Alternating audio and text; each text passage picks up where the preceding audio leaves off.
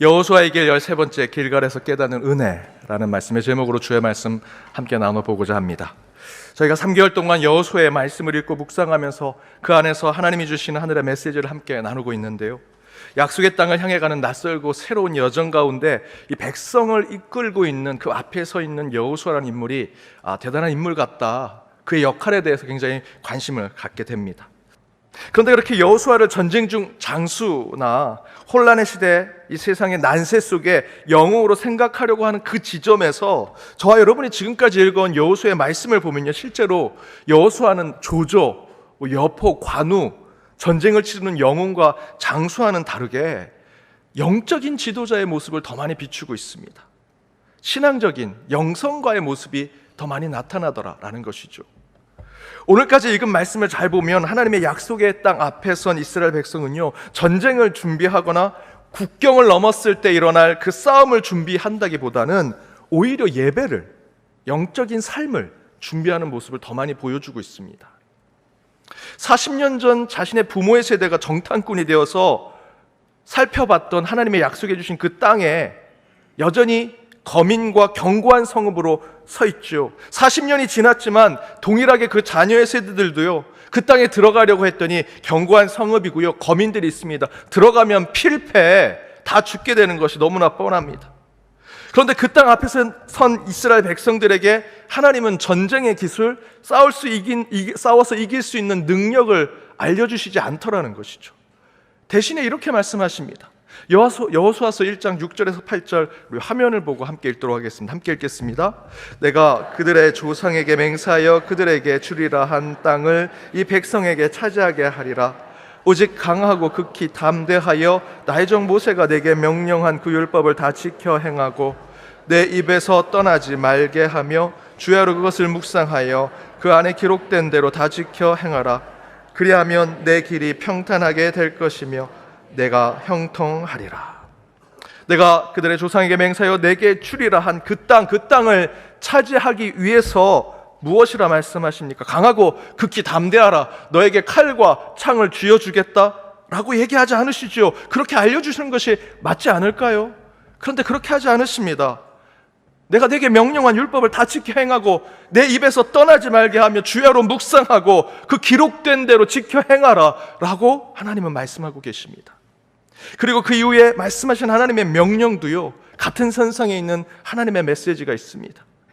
여호수아서 1장 11절 함께 나눴던 설교의 말씀, 양식을 준비하라 하시죠. 아니요, 칼과 창을 준비하라고 하셔야죠. 그런데요, 하나님은 전쟁이 급박하게 다가오고 있음에도 불구하고 양식을 준비하라고 말씀하십니다.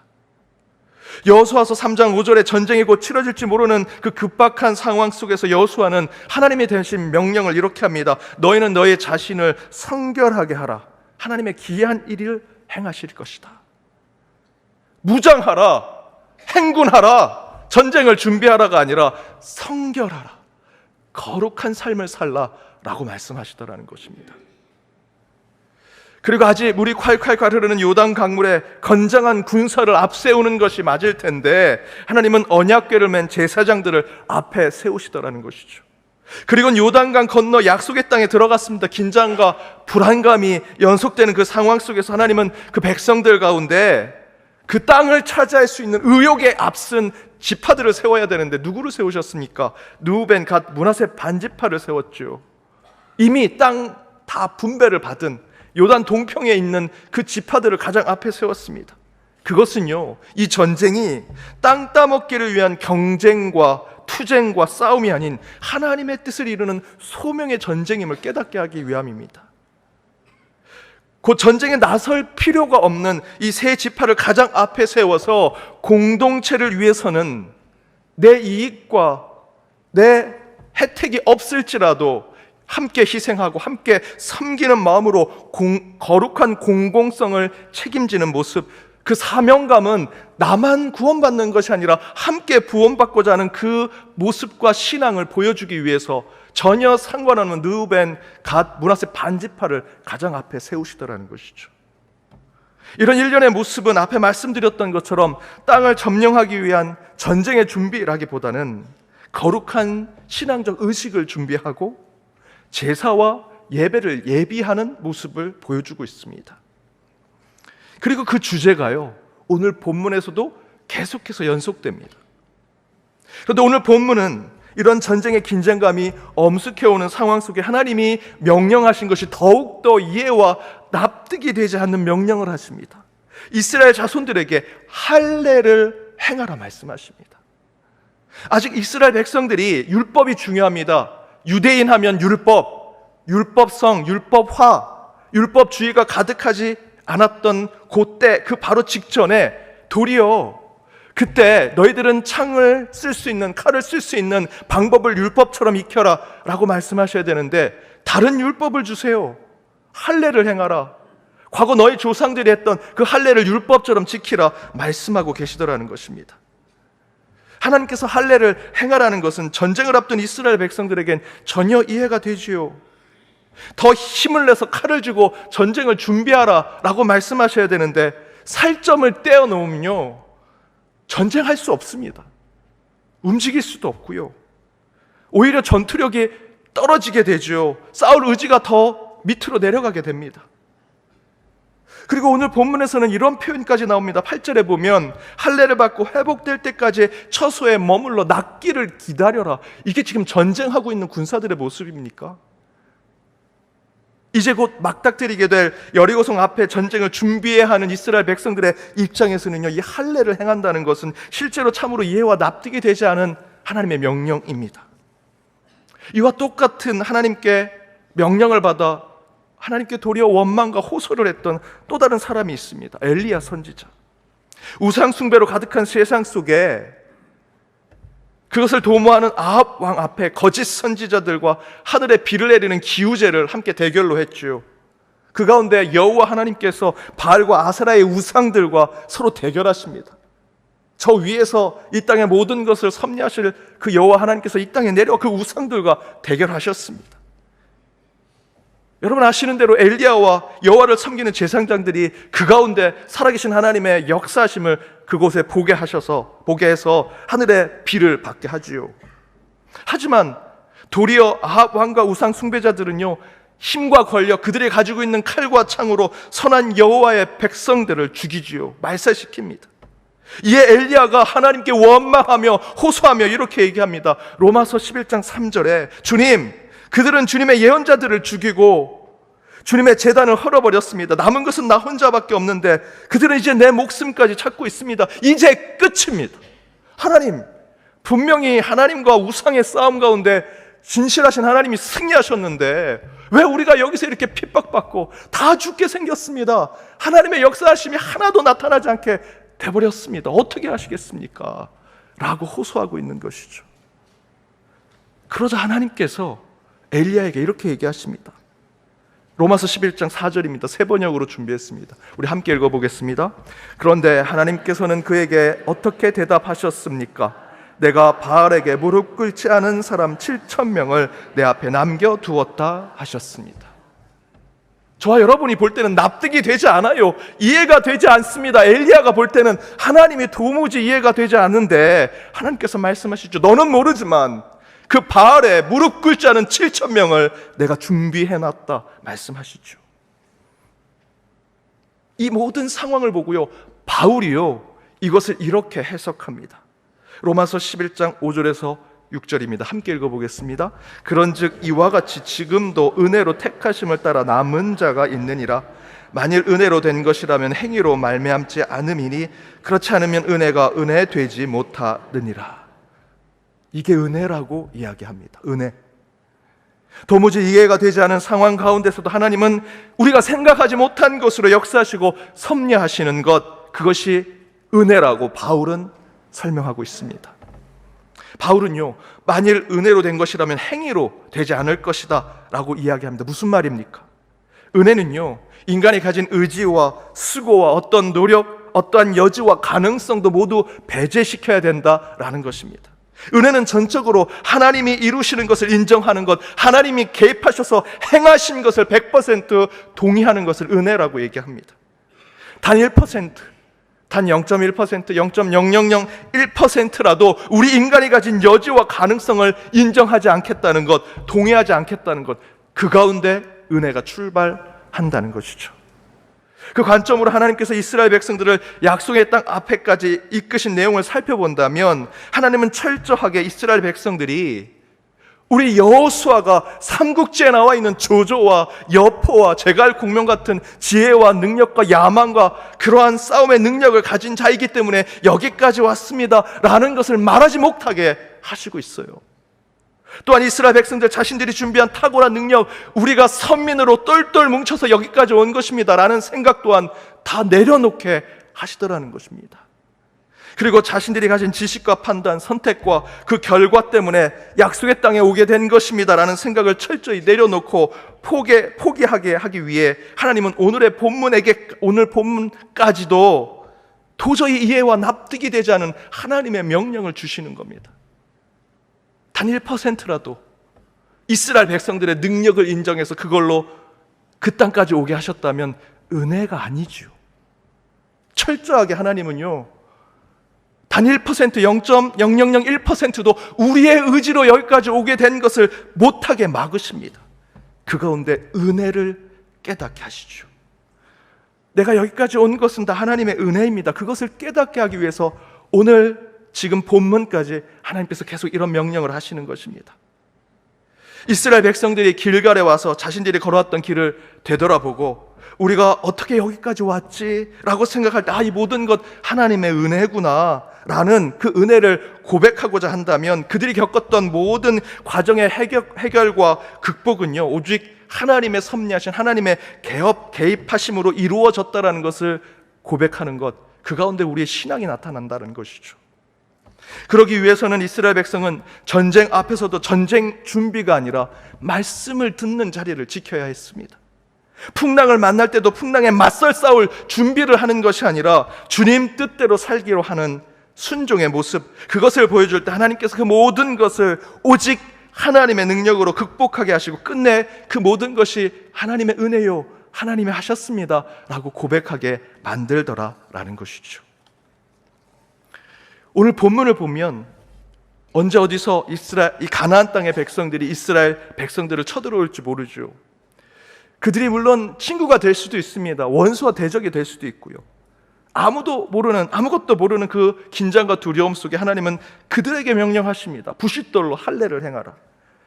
그리고 더욱더 인간적인 생각을 내려놓도록 오직 하나님이 섭리하시고 역사하심을 보게 하기 위해서 할례 후에 각 처소에 낳기를 위해 기다리라 말씀하시죠. 여러분, 그때 가나안 땅의 백성들이 이스라엘 백성들에게 쳐들어왔다면 그들은 다 죽었을 것입니다. 움직이지도 못하고 그저 그들이 찌르는 창과 칼에 맞아 죽는 것을 보게 되었을 것입니다. 40년 광야가 허무하게 끝났을 것입니다. 그런데 반대로 할례를 순종하지 않았다면 이스라엘 백성들이 하나님 이제 다 저희들이 순종했지만 그것만큼은 못합니다. 저희들 할례를 당하고 있는 그 낫기를 기다리는 중에 그들이 쳐들어오면 우리는 대항할 수 없습니다. 허무하게 이 40년 여정이 끝납니다. 저희가 이제 칼을 들고 싸우러 나가겠습니다 라고 했을 때 그들이 그 가나안 땅을 정복했을까요? 그렇지 못했을 것입니다. 이 말씀 가운데 저와 여러분이 듣고 보고 깨달아야 하는 것은요, 이스라엘 백성들 곧 하나님의 말씀대로 살기로 결단한 그리스도인들은 철저히 자기를 버리고 포기하여 하나님의 말씀에 순종할 때 전적인 은혜를 체험하더라라는 것입니다. 여호수아서 1장 7절에 좌로나 우로나 치우치지 말라라는 말씀이 있습니다. 이 말씀이 중도를 지키고 중심을 지키라는 좋은 말씀 같지만 더 정확하게는요, 좌의 편도 되지 말고 우의 편도 되지 말라는 뜻이죠. 반대로 얘기하면요, 좌로 가는 것도 포기하고요, 우로 가는 것도 포기하라. 제가 손을 지금 반대로 했는데요,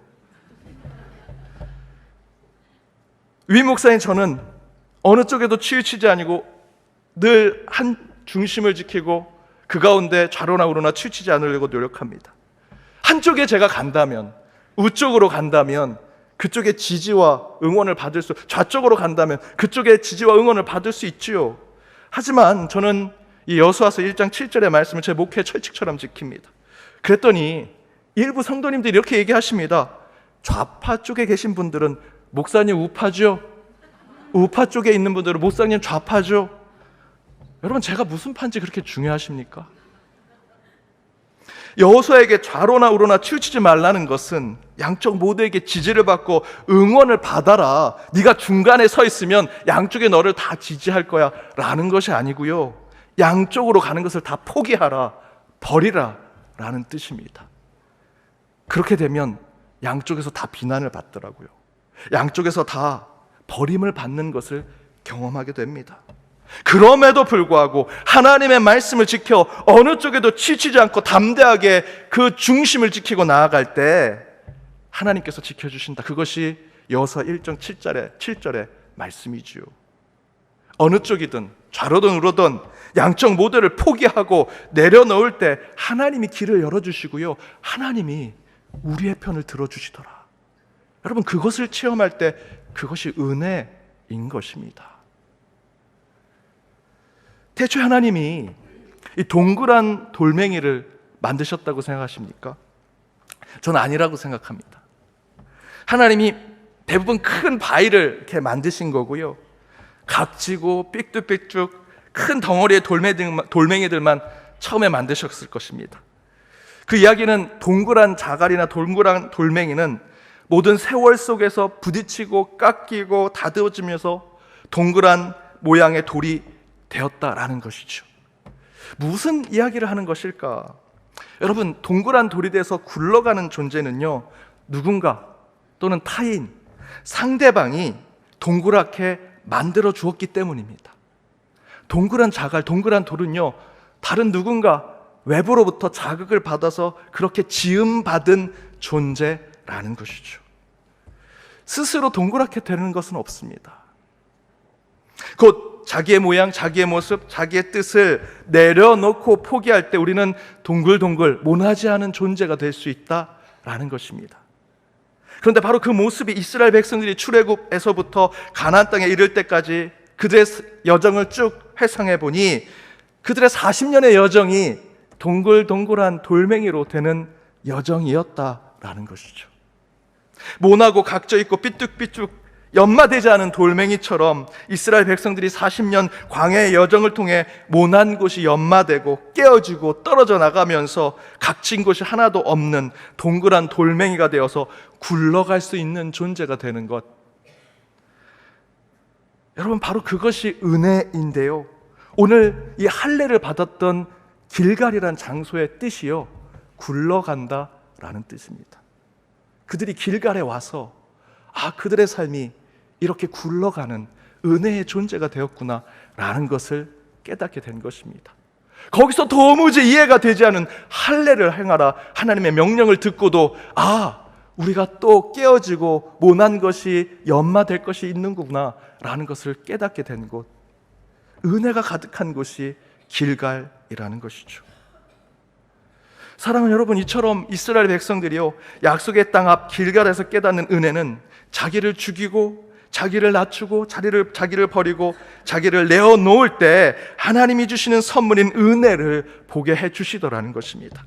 그것을 하나님은 길갈, 굴러가는 그 땅에서 상징적으로 보여주고 계십니다.